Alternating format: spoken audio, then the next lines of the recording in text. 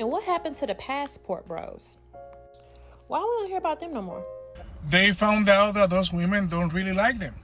Oh, so I don't know what they were thinking. They were thinking because they can go to Dominican Republic, Brazil, Colombia, Venezuela, and pick up some girls over there. They think that they have the swag. You know, they have what it takes to get women out of this country. No, man, they never liked you. They were not into you. They were after your money, and that was about it. That was about it. And nowadays, with the situation that we have here in the States, many of these women, they don't really want to come over here. They would like to take your money, make you spend as much money as they can, and just push you out of the door. That's it.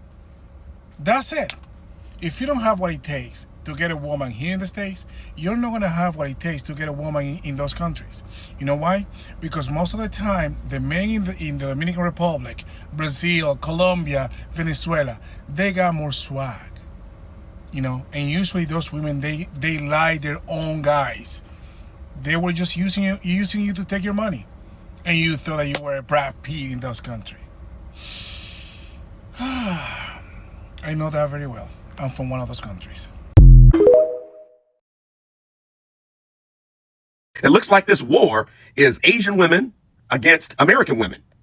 All of the countries that these passport bros are going to, including South American countries, against American women. And what I don't understand about it is, why are American women so upset? War, jealousy. Don't be ridiculous.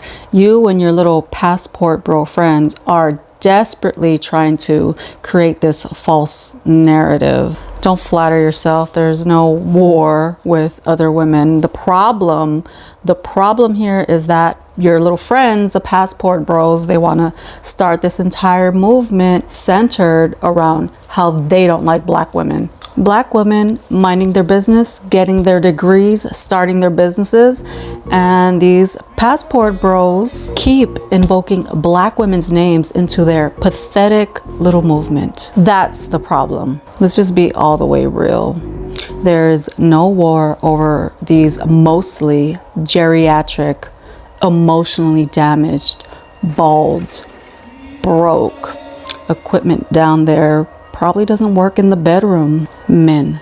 They are the discarded waste of US women and the laughing stock of the entire world. And if you look at the divorce rates between American men and foreign women, they're almost the same as the American divorce rate. So once foreign women realize that those men are worthless, something that we already knew, they leave them as well. So these passport bros can't even hold on to foreign women either. So it's not the women, whether foreign or American, it's the men. Well, it didn't take long. It only took 2 years, literally to the day, December 27th, for my Filipino wife to become fully Americanized, hate everything about me and what I provide, and decide to leave. Maybe this wife also hates you because you're not a likable person. You are not the man you think you are. And that's the problem. Men will go to other countries to find wives, and when that wife also does not like them, they're going to think that they are Americanized, that they're brainwashed, that their wives are too dumb to think for themselves. No, the common denominator is you, sir. Men like this will change the breed of women they're into, and I say breed because that is how they view women as objects and breeds. When the American women don't like him, he's gonna go to the Filipino women. Now that his Filipino wife has woken up and seen how crazy he is, he's gonna go to the Brazilians and then the Africans. He's gonna go younger and younger and younger. These men who are divorced multiple times will never look in the mirror and say, maybe I'm the problem. Maybe it's not all women. Maybe they all called me a narcissist and controlling because I am. Maybe my form of values are not really values, but my form of wanting ownership of a woman. But that's the problem with narcissistic men. They will never, ever see themselves as the problem. His wife also has a TikTok, and she made a 7-minute video talking about her perspective. And it is so evident that she is obviously the victim, that this man is controlling and just a horrible person. Anyways, I'm going to keep up to date with this drama. They both have TikTok accounts, and yeah. I'll never forget my trip to Colombia because in the airport arriving, there were so many African American men, black men. But on my return trip when I was leaving, I sat next to this guy, older guy, probably in his late 40s, 50s, and we chatted up, how was your time? Did you enjoy? Blah, blah, blah. He had his cell phone out and he was on WhatsApp, and his phone had like those really big letters, like older people need the bigger letter, like they were really big. So I'm like being nosy, I'm trying to mind, but the letters were so big, I just like peeped over. He was scrolling through WhatsApp. He had about 6 or 7 different women that he was messaging with messages like, I'm gonna miss you, baby, puppy, I had such a good time, blah blah blah blah. And I'm like, oh, I know what you was doing in Colombia. But I say this to say, I just saw a video of a woman who's like, oh, my husband's going on a boys' trip to Colombia while me and our baby stay behind. And every single person in the comments was like, make sure he gets tested when he comes back. As a Colombian woman, I wouldn't let him go to Colombia. No comment. So imagine you're a passport bro, right? And you land in Colombia.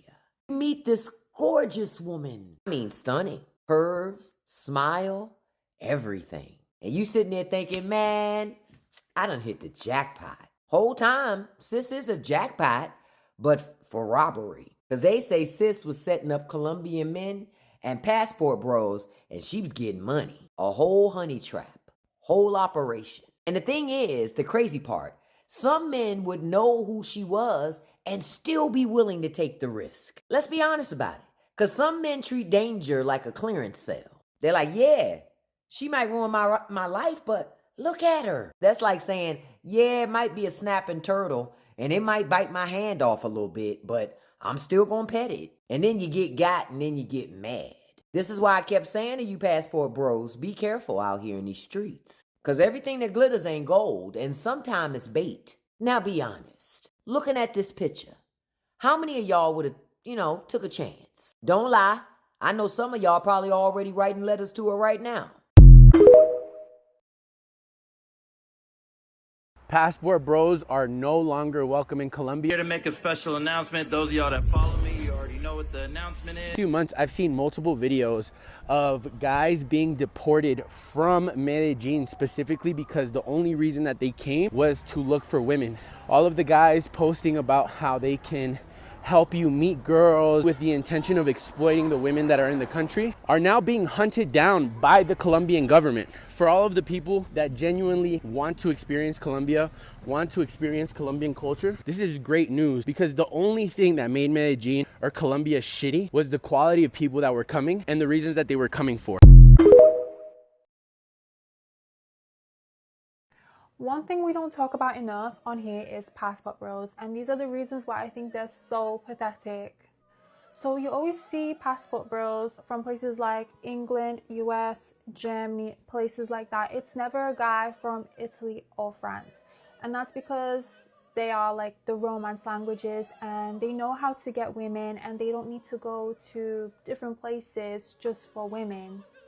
Another thing, these men are so consumed by women that they have to travel to a different country to get women, and they have not created or built anything. They've not led people.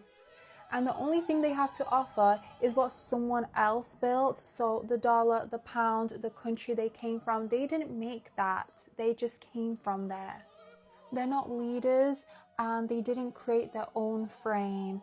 Their own frame only consists of women and superficial things. And if you think about it, they're the ones that are actually being fooled because they lack so much frame, purpose, and growth, and you question, like, is love just about physical attraction? It's not, but to them it is. I don't know, I feel like this category of human being is just built so different and they lack so much awareness.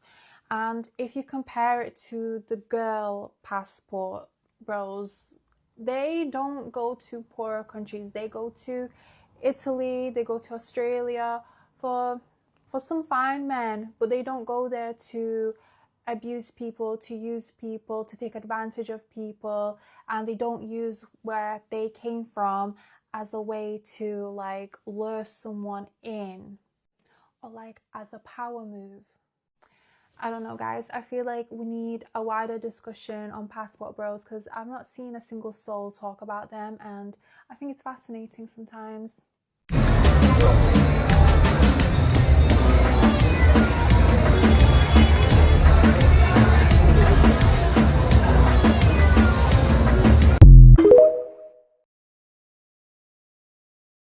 Passport bros, no one wants you. They don't want you in your country. They don't want you here in the third world. They don't want you anywhere. Go home or disappear for the fucking earth. This lady right here from Medellin seems to be upset with tourists and passport bros. Let's hear what she got to say. There are so many ignorance that I have to do this video. So Medellin can live perfectly without the foreigners. The tourism in Medellin is less than 5 years. You have to know and understand that. We're living perfectly without the tourism. Actually, the things were a lot better without it. Because now with the tourism, first of all, we're getting a lot of weirdos, losers coming here and turning the country as a bordel. And not only that, but also raising the prices for the locals. And the locals have to go forward and forward because they can no longer afford Medellin. So we don't need the tourism. All of my clients are normal people that they want to get to know the culture, the history, the country as anywhere else, like normal tourism. I refuse and I will never attempt to do tours or absolutely nothing to passport bros or losers coming here for tourism. So I am a tour guide and so we don't need the tourism. I can say this freely because my customers are not like that and I don't want them. Something that you have to understand is that no one wants them. I was on vacation in Asia. And I was talking to this woman and she was telling me about her relationship because she's married. And she is in her like early 20s, very pretty, and she's married. So I asked to see a picture of her husband and he looks like the definition of a passport bro. Very old, very overweight, very chopped. So I asked her, how did they meet? And she just said, I don't want to talk about it. So I apologized and I said, I'm sorry for asking. And she said, no, it's okay. Let's just say I am not happy with this arrangement. So I said, I'm sorry. I take it you don't want to have kids with him, huh? She said, hell no. But he wants kids, so I know eventually I will have to do that, but for now I'm just not gonna think about it. So I asked her, so how do you feel about all this? Like, this must be suffocating for you, huh? And she said, honestly, my situation isn't good, but the money he gives to my family gives us the opportunity to have a better life. So even though I'm unhappy, I have to remember that I'm sacrificing this for my family. But this got me thinking, how do you feel about passport bros? Because yes, on the one hand, they give money to families to give them opportunities, but at the same time too, that relationship dynamic it's essentially like a mail order bride. What do you think?